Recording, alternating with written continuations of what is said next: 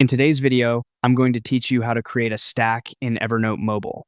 To get started, open the Evernote app on your mobile device and make sure you're on the main screen of your account. From there, tap the Notebooks icon to view all of your notebooks in one place.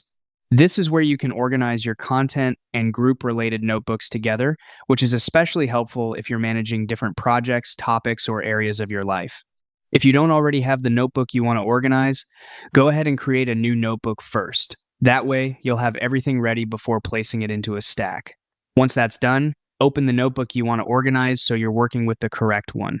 Next, tap the three dots in the top right corner of the screen to open the Notebook Options menu. This menu gives you a few different ways to organize what's inside.